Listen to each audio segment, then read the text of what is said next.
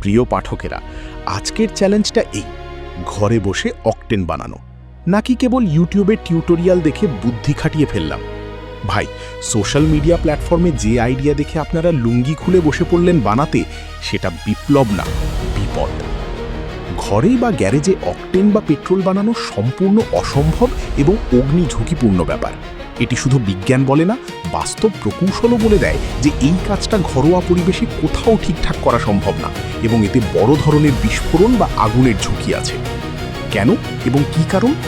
Petrol বা octane হলো কাঁচা তেলের এক জটিল মিশ্রণ, বিভিন্ন হাইড্রোকার্বন কম্পাউন্ড দিয়ে তৈরি।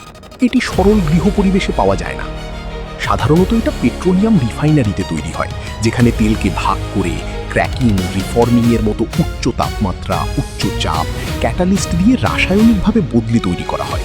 এই পুরো প্রক্রিয়াটি শিল্প স্তরে হয়, যেটা ঘরে করা সম্ভব নয়। শুধু তাপ দিলে পেট্রোল হবে না, ক্র্যাকিং, রিফর্মিং, অ্যালকিলেশন ইত্যাদি ধাপে বহু রাসায়নিক প্রক্রিয়া লাগে, আর এগুলো অত্যন্ত বিশেষ সরঞ্জাম ছাড়া করা যায় না।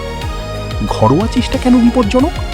অদক্ষ তাপ বা ভুল ক্যাটালিস্টে তৈরি হওয়া দ্রব্য অপরিশোধিত, অস্থিতিশীল হবে, বলে আগুন বা বিস্ফোরণ। অকটেনের ভুল মিশ্রণ হলে ইঞ্জিন ক্ষতি বা নষ্ট হওয়ার সম্ভাবনা অনেক বেশি। রাসায়নিক বাষ্প শরীরের জন্যও ঝুঁকিপূর্ণ, শ্বাস, ত্বক, স্নায়ুতে ক্ষতি করতে পারে। ফেনীর সোনাগাজীতে যে ঘটনাটা ঘটেছে, সেটাই প্রমাণ যে ইউটিউব দেখে মজা করে করা অকটেন বানানোর চেষ্টা ভয়াবহ ফল দেয় এবং সেটা মোটেই সেফ না। ইউটিউবে যত টিউটোরিয়ালই থাকুক, জ্বালানি তৈরির মতো শিল্প স্তরের প্রক্রিয়া ঘরে করা সম্ভব নয় এবং এতে নিজের নিরাপত্তা ও জীবন বিপন্ন হতে পারে।